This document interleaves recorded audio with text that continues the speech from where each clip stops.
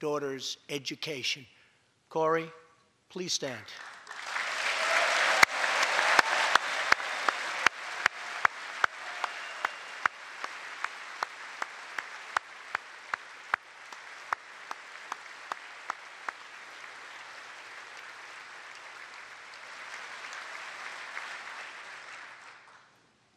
And he's a great welder. I was told that by the man that owns that company that's doing so well. So congratulations, Corey. Since we passed tax cuts, roughly 3 million workers have already gotten tax cut bonuses, many of them thousands and thousands of dollars per worker, and it's getting more every month, every week. Apple has just announced it plans to invest a total of $350 billion in America and hire another 20,000 workers.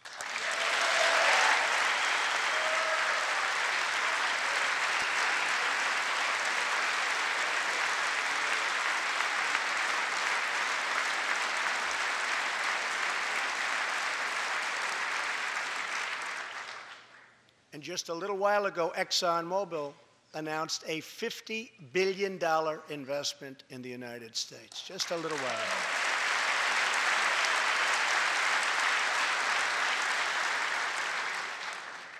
This, in fact, is our new American moment.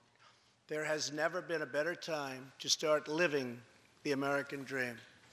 So to every citizen watching at home tonight, no matter where you've been or where you've come from, this is your time. If you work hard, if you believe in yourself, if you believe in America, then you can dream anything. You can be anything. And together, we can achieve absolutely anything.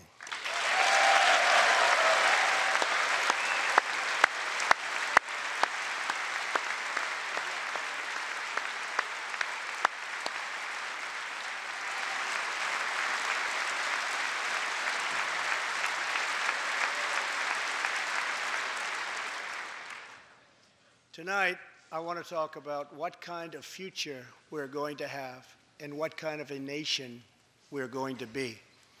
All of us together as one team, one people, and one American family can do anything. We all share the same home, the same heart, the same destiny, and the same great American flag.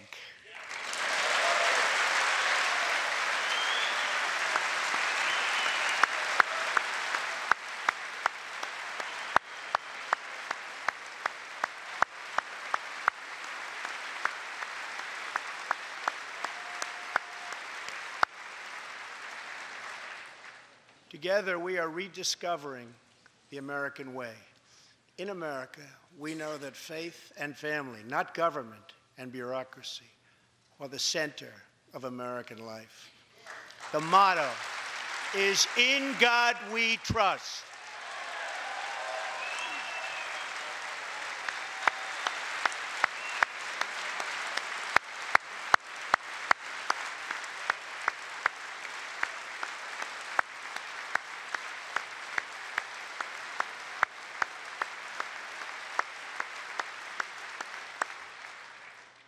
And we celebrate our police, our military, and our amazing veterans as heroes who deserve our total and unwavering support.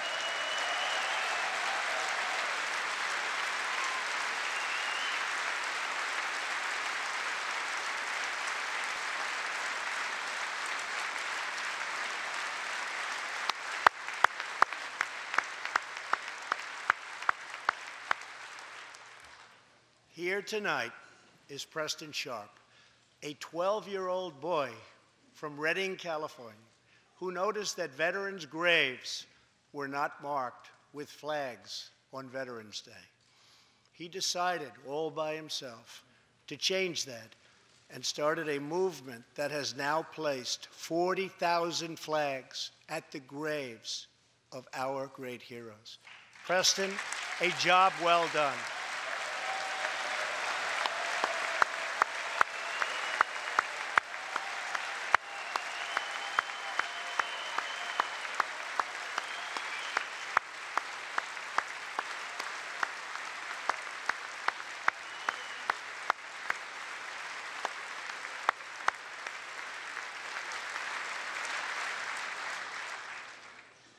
Young patriots like Preston teach all of us about our civic duty as Americans.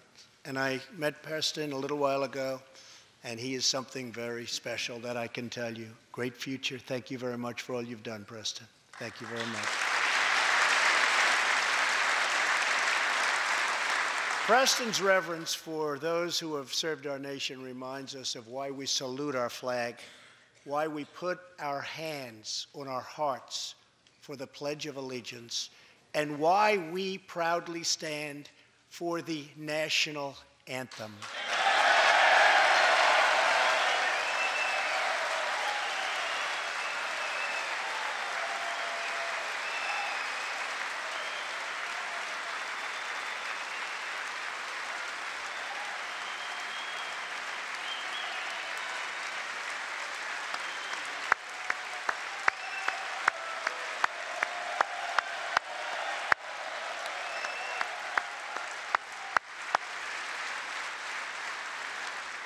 Americans love their country, and they deserve a government that shows them the same love and loyalty in return. For the last year, we have sought to restore the bonds of trust between our citizens and their government. Working with the Senate, we are appointing judges who will interpret the Constitution as written, including a great new Supreme Court justice and more circuit court judges than any new administration in the history of our country.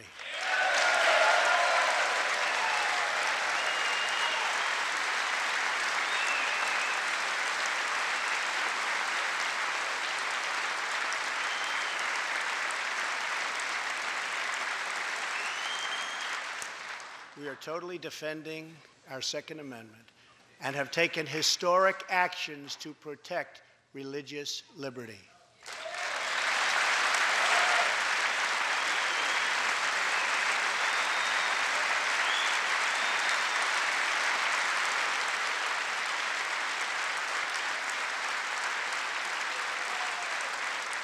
And we are serving our brave veterans, including giving our veterans choice in their health care decisions.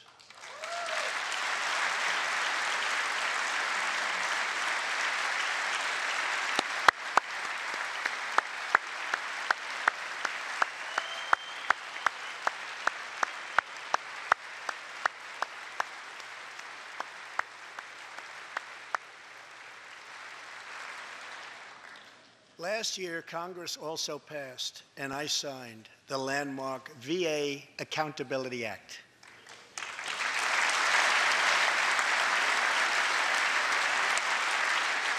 Since its passage, my administration has already removed more than 1,500 VA employees who failed to give our veterans the care they deserve, and we are hiring talented people who love our vets as much as we do.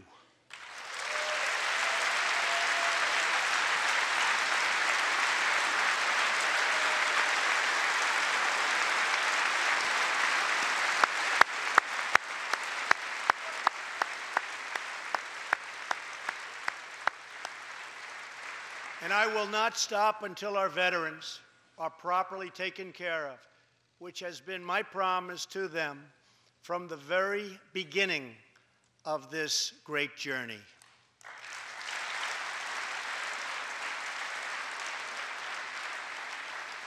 All Americans deserve accountability and respect, and that's what we are giving to our wonderful heroes, our veterans. Thank you.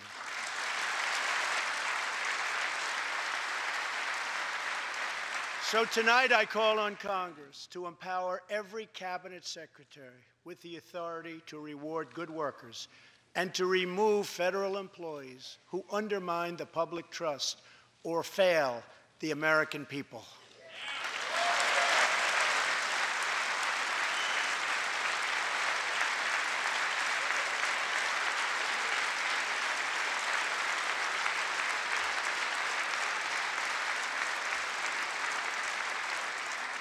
In our drive to make Washington accountable, we have eliminated more regulations in our first year than any administration in the history of our country.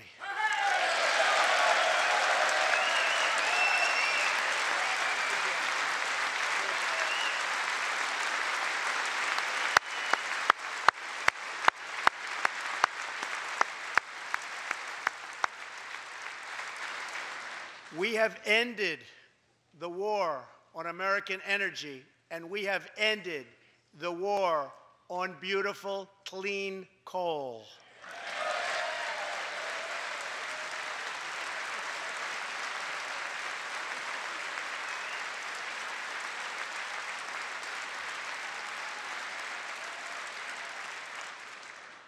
We are now very proudly an exporter of energy to the world.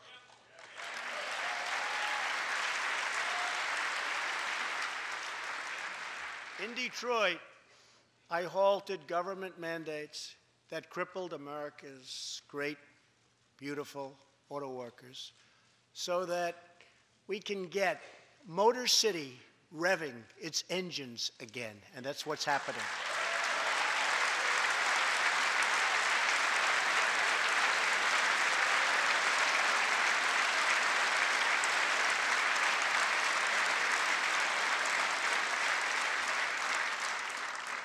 Many car companies are now building and expanding plants in the United States, something we haven't seen for decades.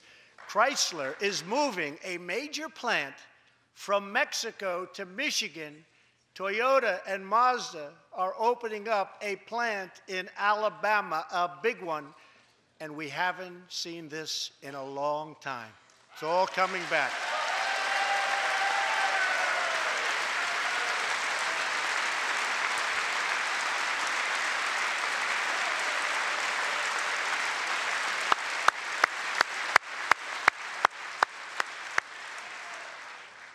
Very soon, auto plants and other plants will be opening up all over our country. This is all news Americans are totally unaccustomed to hearing. For many years, companies and jobs were only leaving us. But now, they are roaring back, they're coming back. They want to be where the action is. They want to be in the United States of America. That's where they want to be.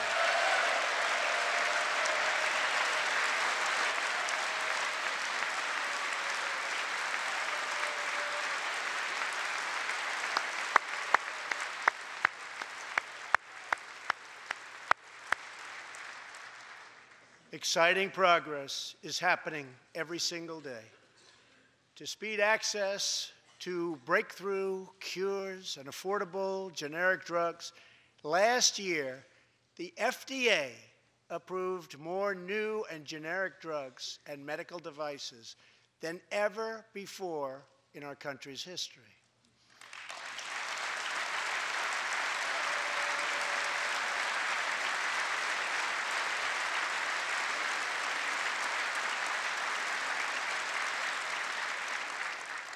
We also believe that patients with terminal conditions, terminal illness, should have access to experimental treatment immediately that could potentially save their lives.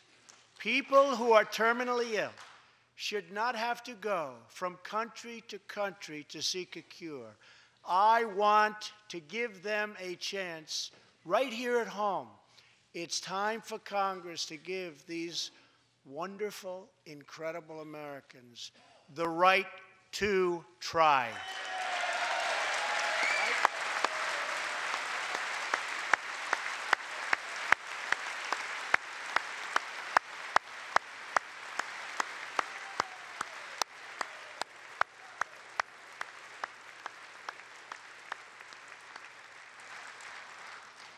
One of my greatest priorities is to reduce the price of prescription drugs.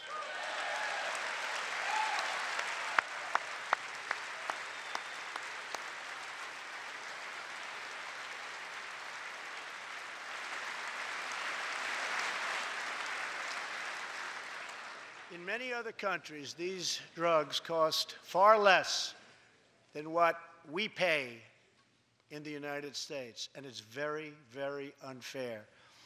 That is why I've directed my administration to make fixing the injustice of high drug prices one of my top priorities for the year.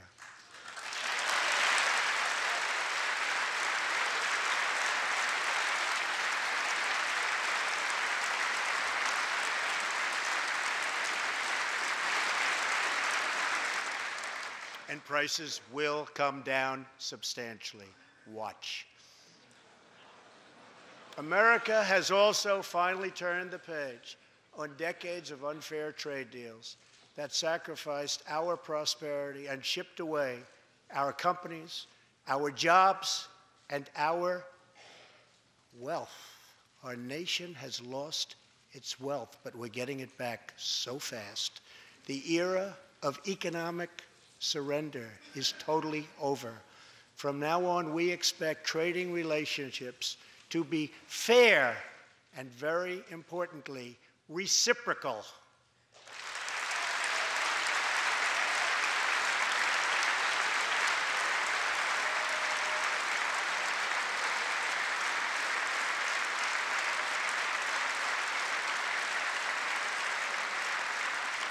We will work to fix bad trade deals and negotiate new ones, and they'll be good ones, but they'll be fair. And we will protect American workers and American intellectual property through strong enforcement of our trade rules.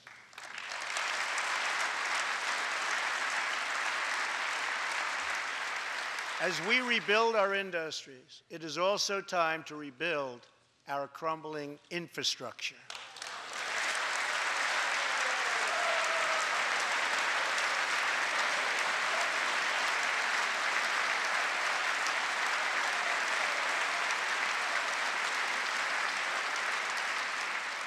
America is a nation of builders.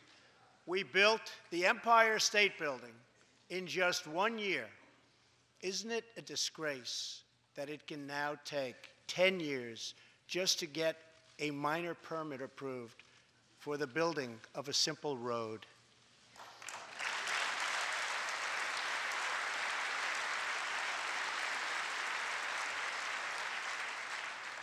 I am asking both parties to come together to give us safe, fast, reliable, and modern infrastructure that our economy needs and our people deserve.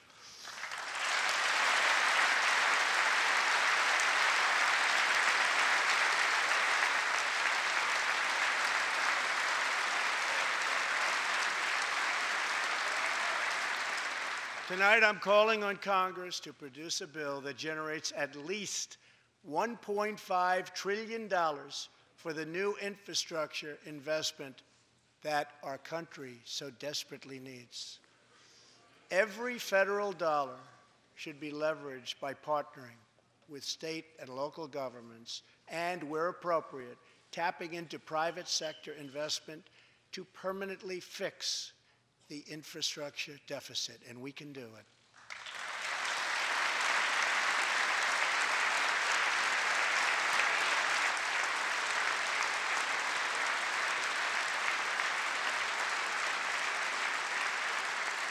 Any bill must also streamline the permitting and approval process, getting it down to no more than 2 years and perhaps even 1. Together, we can reclaim our great building heritage.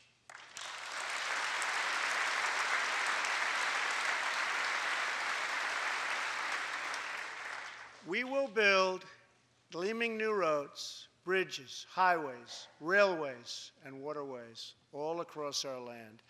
And we will do it with American heart, and American hands, and American grit.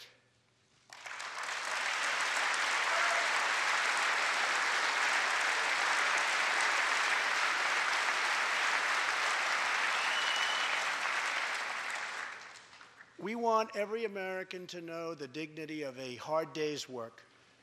We want every child to be safe in their home at night. and we want every citizen to be proud of this land that we all love so much.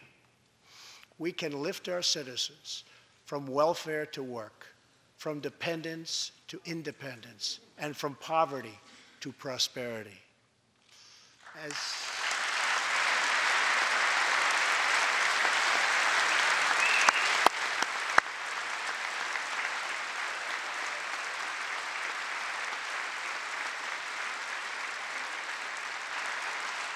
As tax cuts create new jobs, let's invest in workforce development, and let's invest in job training, which we need so badly.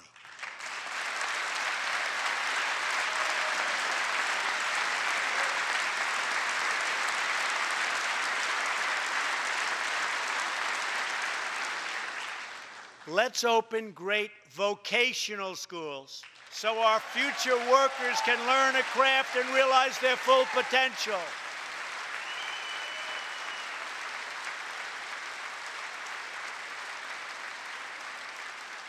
And let's support working families by supporting paid family leave.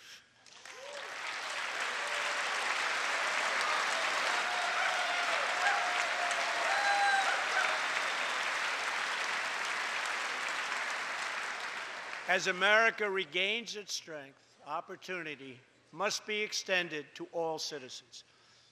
That is why this year we will embark on reforming our prisons to help former inmates who have served their time get a second chance at life.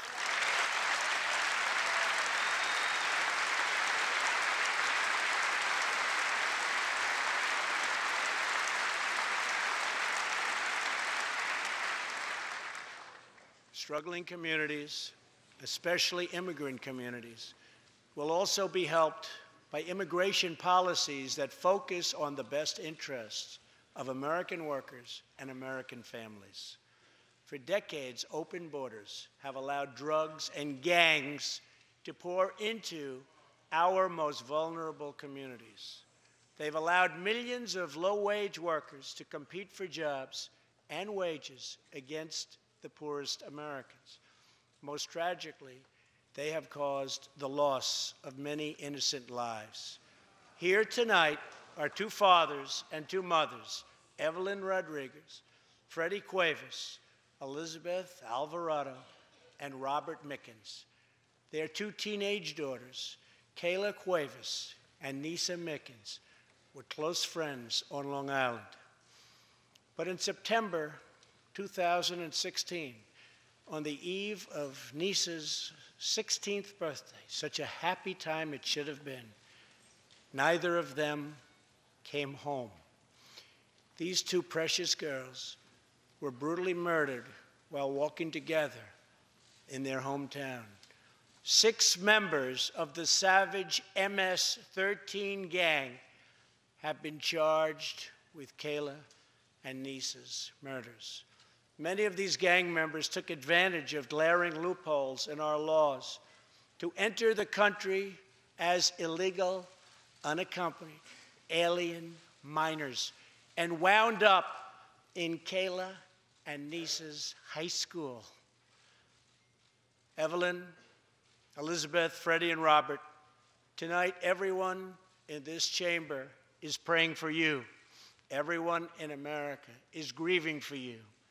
Please stand. Thank you very much.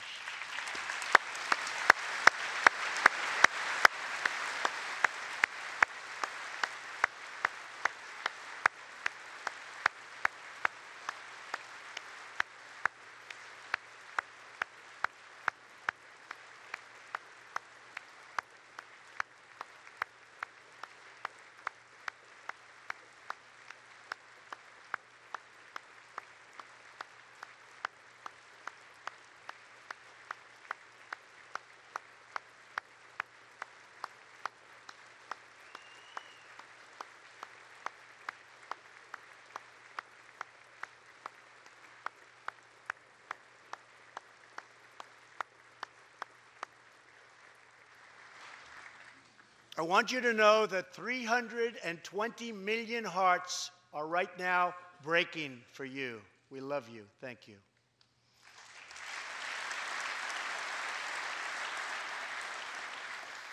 While we cannot imagine the depths of that kind of sorrow, we can make sure that other families never have to endure this kind of pain.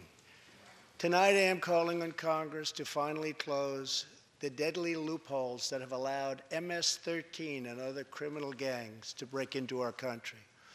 We have proposed new legislation that will fix our immigration laws and support our ICE and Border Patrol agents. These are great people. These are great, great people that work so hard in the midst of such danger so that this can never happen again.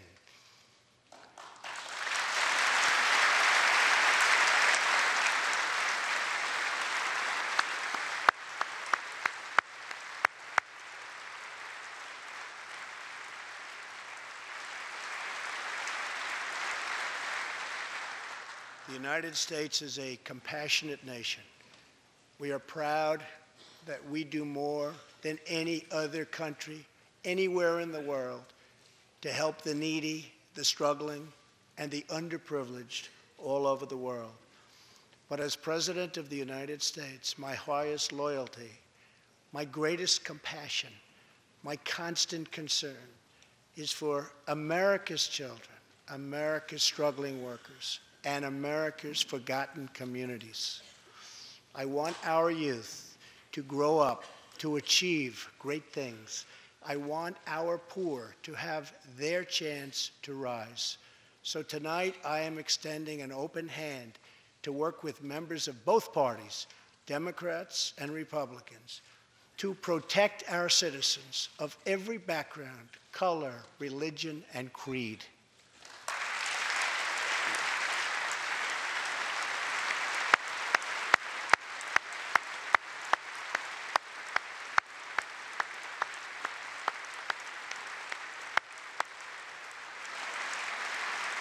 My duty, and the sacred duty of every elected official in this chamber, is to defend Americans, to protect their safety, their families, their communities, and their right to the American dream.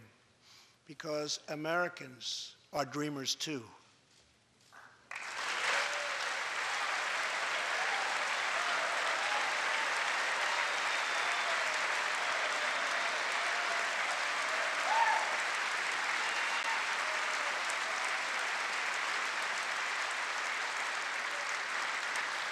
Here tonight is one leader in the effort to defend our country, Homeland Security Investigation Special Agent Celestino Martinez. He goes by DJ and CJ. He said, call me either one.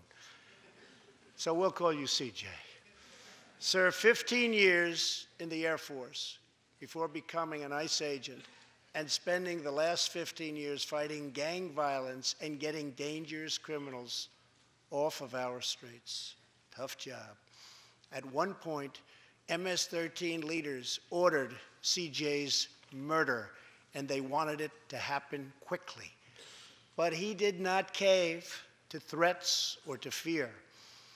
Last May, he commanded an operation to track down gang members on Long Island. His team has arrested nearly 400, including more than 220 MS-13 gang members. And I have to tell you what the Border Patrol and ICE have done. We have sent thousands and thousands and thousands of MS-13 horrible people out of this country or into our prisons. So I just want to congratulate you, CJ. You're a brave guy. Thank you very much.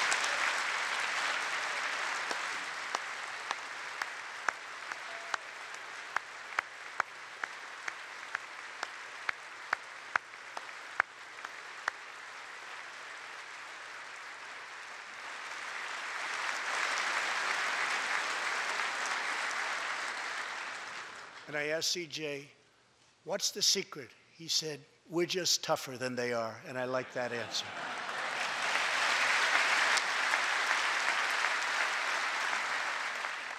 Now let's get Congress to stand.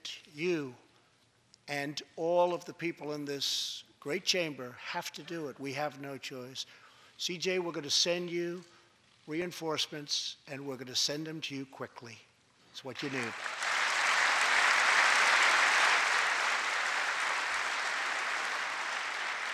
Over the next few weeks, the House and Senate will be voting on an immigration reform package.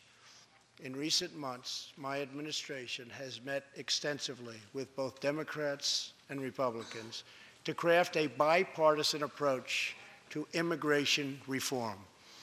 Based on these discussions, we presented Congress with a detailed proposal that should be supported by both parties as a fair compromise, one where nobody gets everything they want, but where our country gets the critical reforms it needs and must have.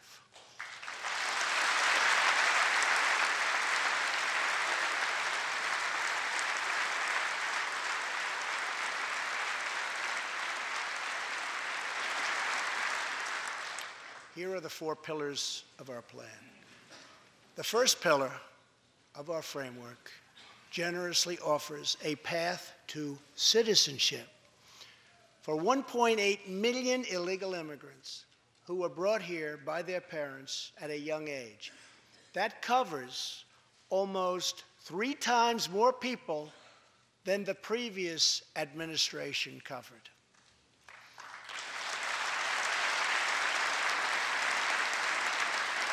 Under our plan, those who meet education and work requirements and show good moral character will be able to become full citizens of the United States over a 12-year period.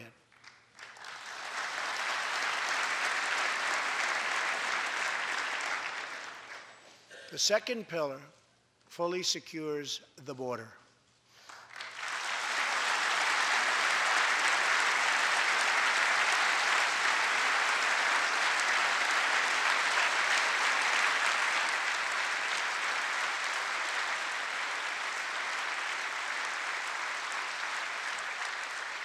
That means building a great wall on the southern border, and it means hiring more heroes like CJ to keep our communities safe.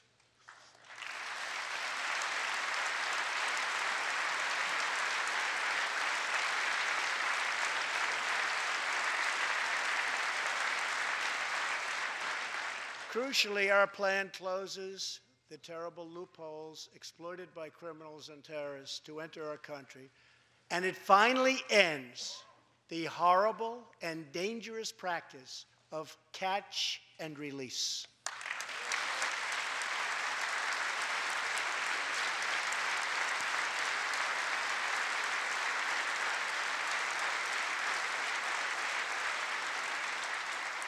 The third pillar ends the visa lottery, a program that randomly hands out green cards without any regard for skill, merit, or the safety of American people.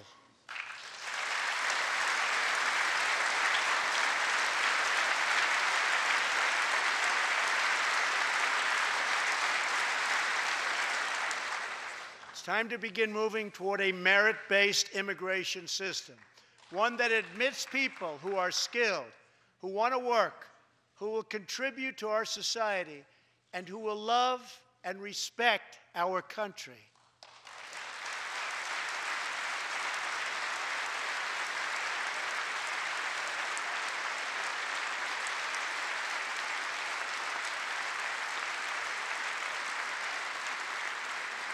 The fourth and final pillar protects the nuclear family by ending chain migration.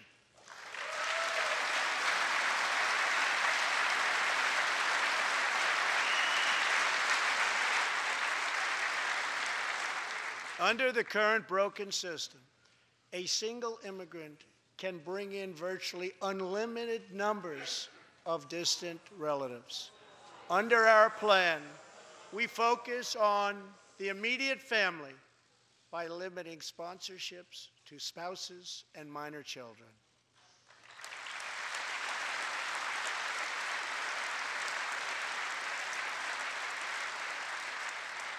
This vital reform is necessary not just for our economy, but for our security and for the future of America. In recent weeks, 2 terrorist attacks in New York were made possible by the visa lottery and chain migration.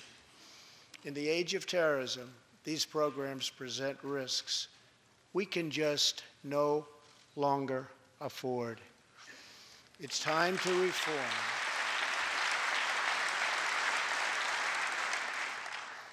These outdated immigration rules and finally bring our immigration system into the 21st century.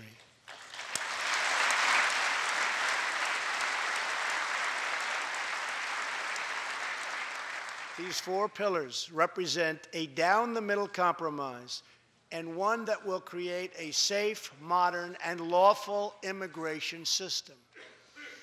For over 30 years, Washington has tried and failed to solve this problem. This Congress can be the one that finally makes it happen.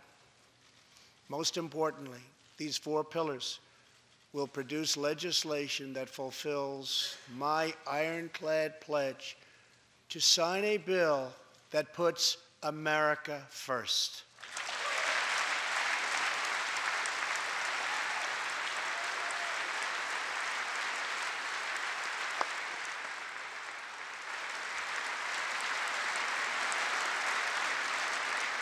So let's come together, set politics aside, and finally get the job done.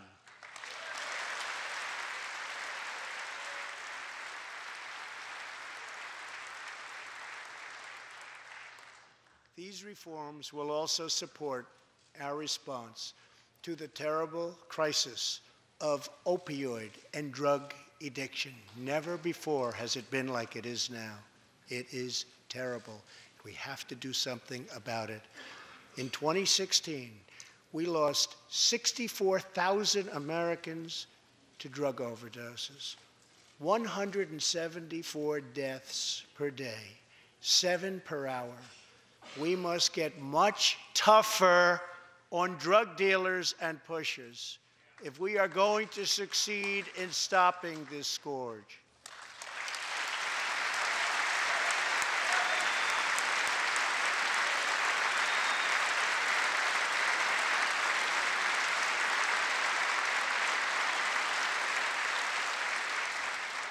My administration is committed to fighting the drug epidemic and helping get treatment for those in need, for those who have been so terribly hurt. The struggle will be long and it will be difficult, but as Americans always do, in the end, we will succeed, we will prevail.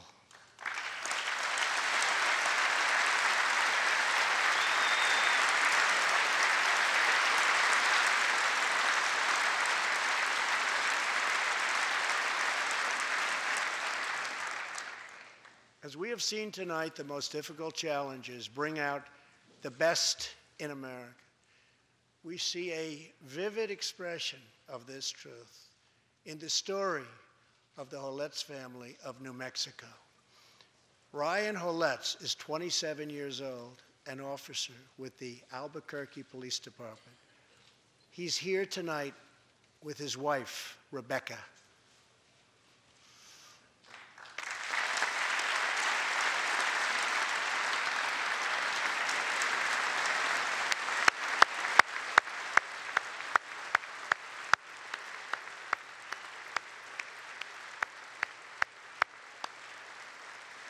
Thank you, Ryan. Last year, Ryan was on duty when he saw a pregnant, homeless woman preparing to inject heroin. When Ryan told her she was going to harm her unborn child, she began to weep. She told him she didn't know where to turn, but badly wanted a safe home for her baby. In that moment, Ryan said he felt God speak to him. You will do it because you can. He heard those words. He took out a picture of his wife and their 4 kids. Then he went home to tell his wife, Rebecca, In an instant, she agreed to adopt. The Hollettes named their new daughter Hope. Ryan and Rebecca, you embody the goodness of our nation. Thank you.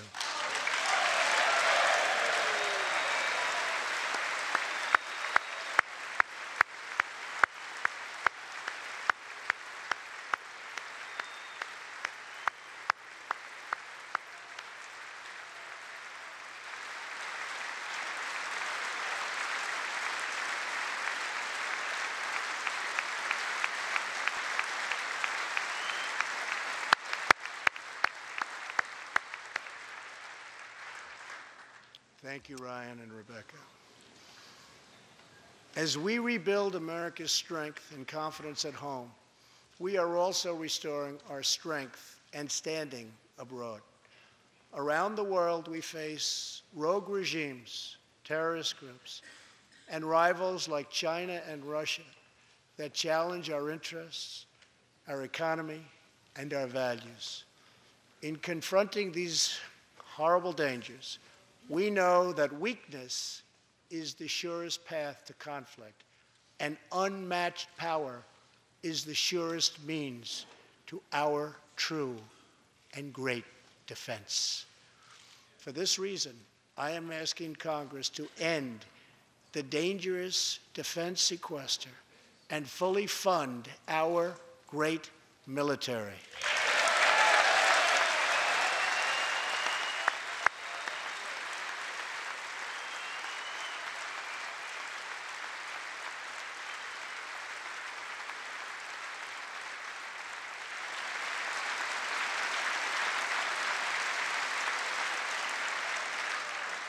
As part of our defense, we must modernize and rebuild our nuclear arsenal, hopefully never having to use it, but making it so strong and so powerful that it will deter any acts of aggression by any other nation or anyone else.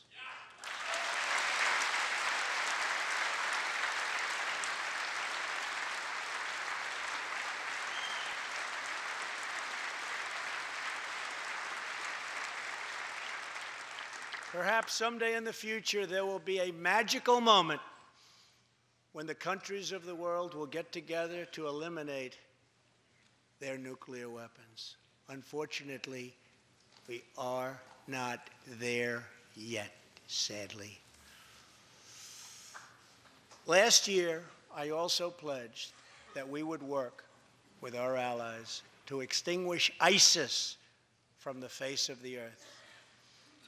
1 year later, I am proud to report that the coalition to defeat ISIS has liberated very close to 100% of the territory just recently held by these killers in Iraq and in Syria and in other locations as well.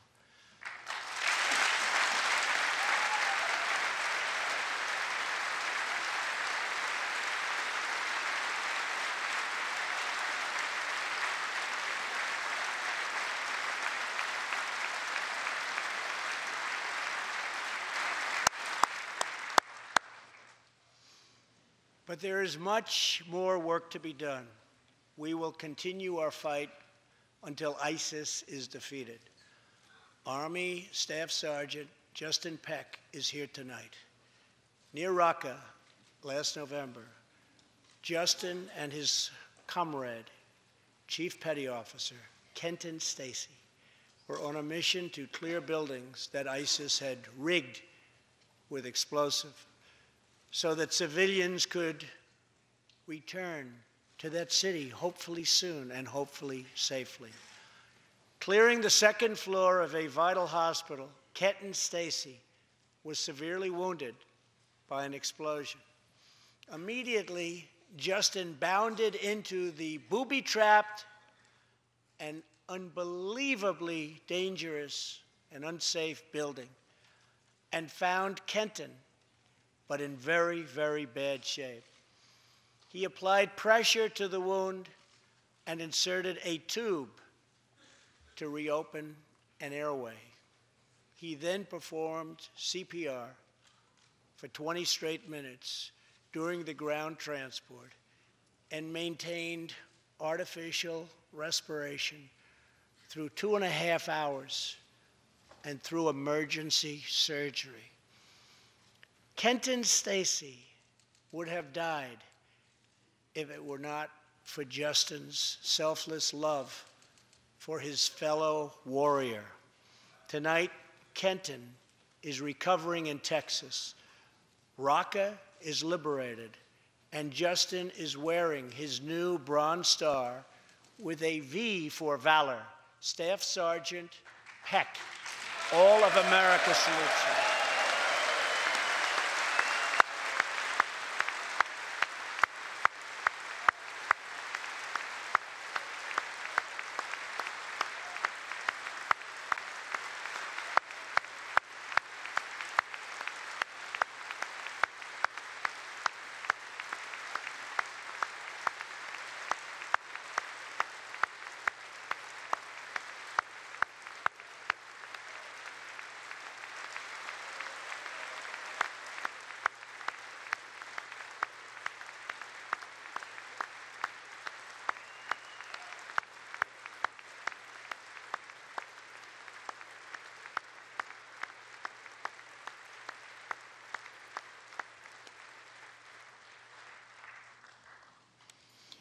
Terrorists who do things like place bombs in civilian hospitals are evil. When possible, we have no choice but to annihilate them. When necessary, we must be able to detain and question them. But we must be clear, terrorists are not merely criminals. They are unlawful enemy combatants.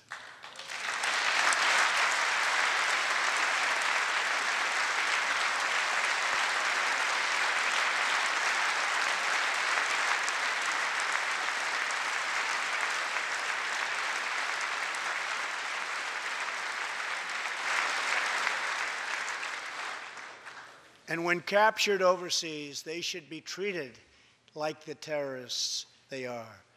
In the past, we have foolishly released hundreds and hundreds of dangerous terrorists, only to meet them again on the battlefield, including the ISIS leader, al-Baghdadi, who we captured, who we had, who we released. So today, I'm keeping another promise. I just signed, prior to walking in, an order directing Secretary Mattis, who is doing a great job. Thank you.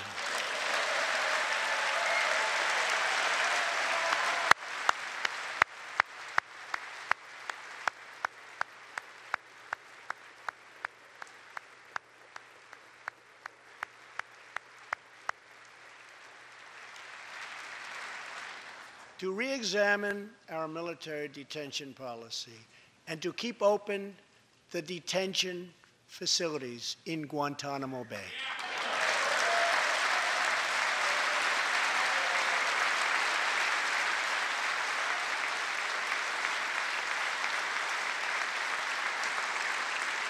I am asking Congress to ensure that in the fight against ISIS and al-Qaeda, we continue to have all necessary power to detain terrorists wherever we chase them down, wherever we find them. And in many cases, for them, it will now be Guantanamo Bay.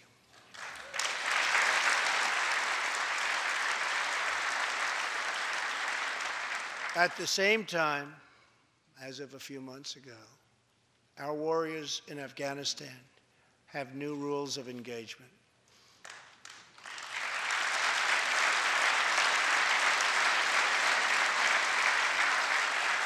Along with their heroic Afghan partners, our military is no longer undermined by artificial timelines, and we no longer tell our enemies our plans.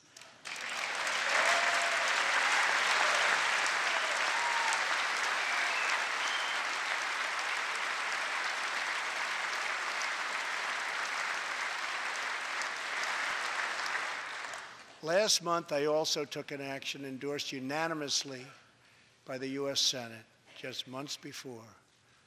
I recognized Jerusalem as the capital of Israel.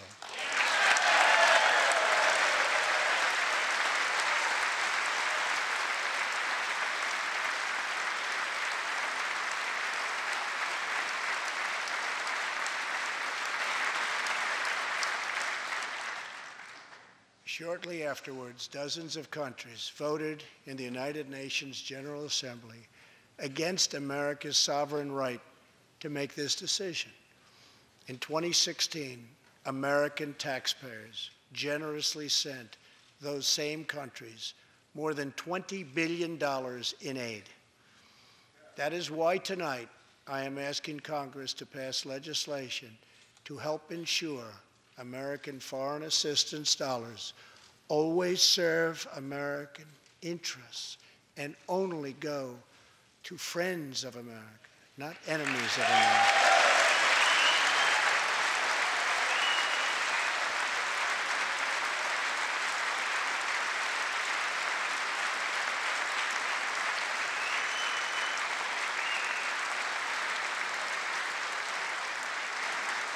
As we strengthen friendships all around the world, we are also restoring clarity about our adversaries.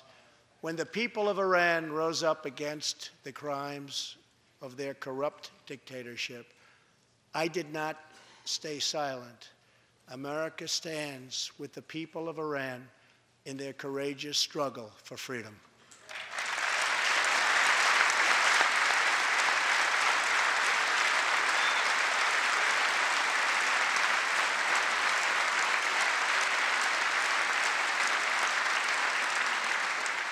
I am asking Congress to address the fundamental flaws in the terrible Iran nuclear deal.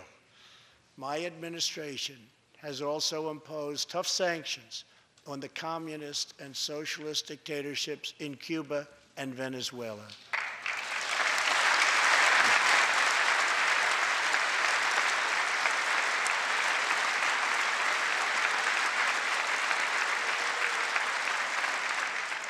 But no regime has oppressed its own citizens more totally or brutally than the cruel dictatorship in North Korea.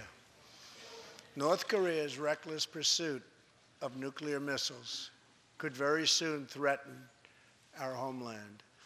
We are waging a campaign of maximum pressure to prevent that from ever happening.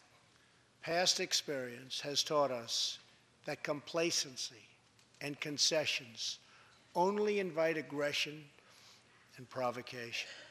I will not repeat the mistakes of past administrations that got us into this very dangerous position.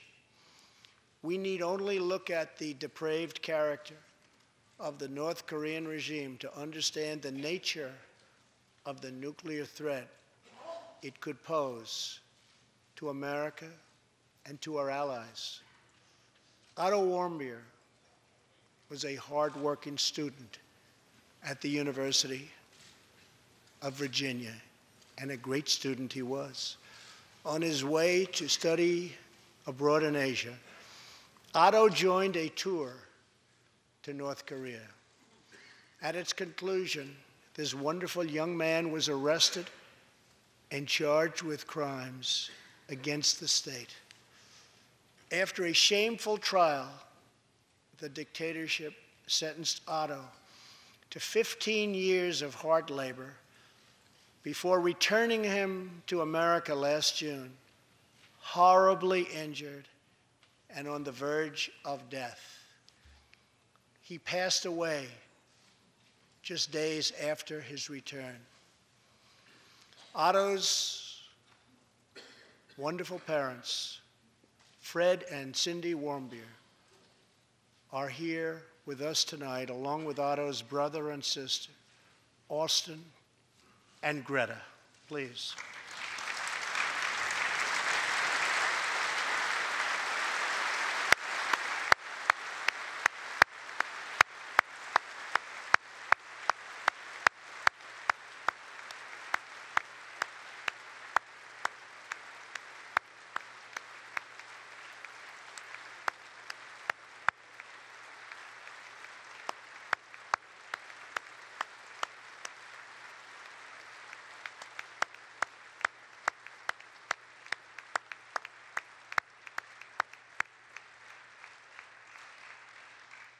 incredible people.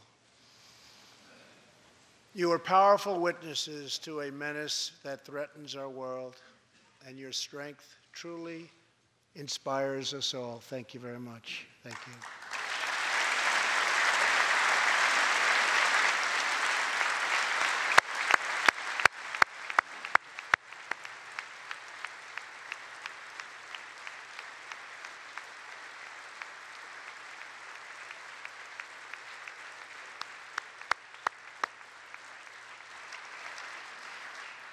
Tonight, we pledge to honor Otto's memory with total American resolve.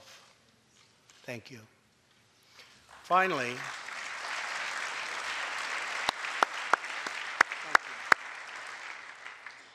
we are joined by one more witness to the ominous nature of this regime. His name is Mr. Ji Sung-ho. In 1996, Sung-ho was a starving boy in North Korea. One day he tried to steal coal from a railroad car to barter for a few scraps of food, which were very hard to get. In the process, he passed out on the train tracks, exhausted from hunger. He woke up as a train ran over his limbs. He then endured multiple amputations without anything to dull the pain or the hurt. His brother and sister gave what little food they had to help him recover and ate dirt themselves, permanently stunting their own growth. Later, he was tortured by North Korean authorities after returning from a brief visit to China. His tormentors wanted to know if he'd met any Christians. He had, and he resolved after that to be free. Sung-ho traveled thousands of miles on crutches all across China and Southeast Asia to freedom. Most of his family followed. His father was caught trying to escape and was tortured to death. Today, he lives in Seoul, where he rescues other defectors and broadcasts into North Korea what the regime fears most, the truth. Today, he has a new leg, but Sung-ho, I understand you still keep those old crutches as a reminder of how far you've come. Your great sacrifice is an inspiration to us all. Please, thank you.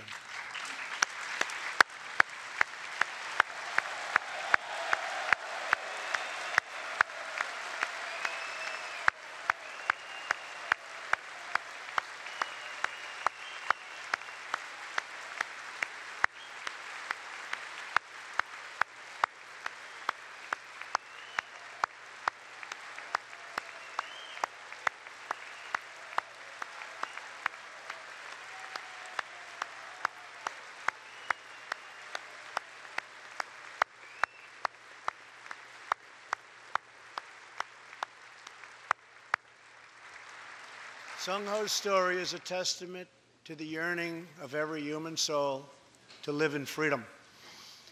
It was that same yearning for freedom that nearly 250 years ago gave birth to a special place called America. It was a small cluster of colonies caught between a great ocean and a vast wilderness.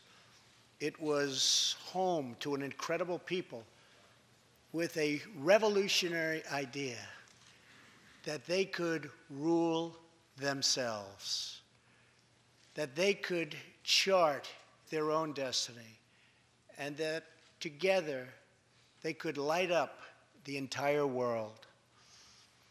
That is what our country has always been about. That is what Americans have always stood for, always strived for, and always done. Atop the dome of this Capitol stands the Statue of Freedom. She stands tall and dignified among the monuments to our ancestors who fought and lived and died to protect her. Monuments to Washington and Jefferson and Lincoln and King. Memorials to the heroes of Yorktown and Saratoga. To young Americans who shed their blood on the shores of Normandy and the fields beyond, and others who went down in the waters of the Pacific and the skies all over Asia. And freedom stands tall over one more monument, this one, this Capitol, this living monument. This is the monument to the American people.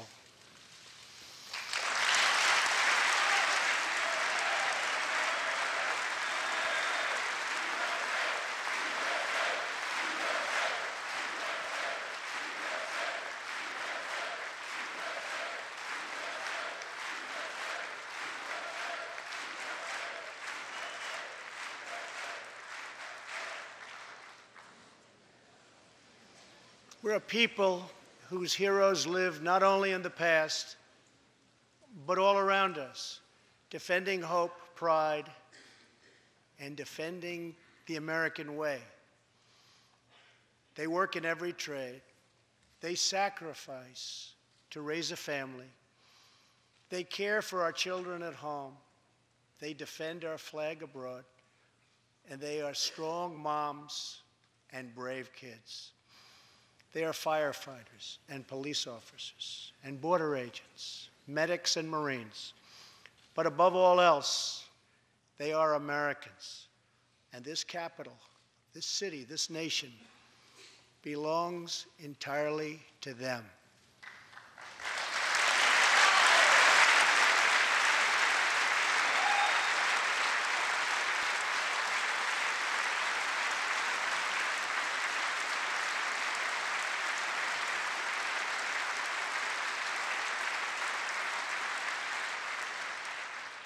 Our task is to respect them, to listen to them, to serve them, to protect them, and to always be worthy of them. Americans fill the world with art and music. They push the bounds of science and discovery, and they forever remind us of what we should never, ever forget. The people dreamed this country.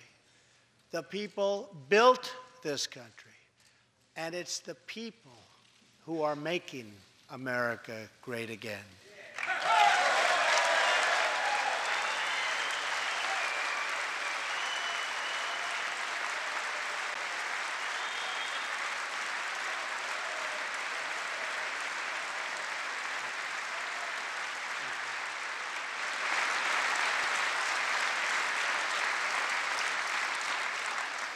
As long as we are proud of who we are and what we are fighting for, there is nothing we cannot achieve.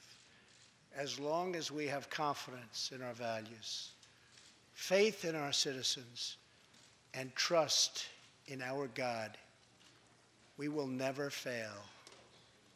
Our families will thrive. Our people will prosper. And our nation will forever be safe and strong and proud and mighty and free. Thank you, and God bless America. Good night.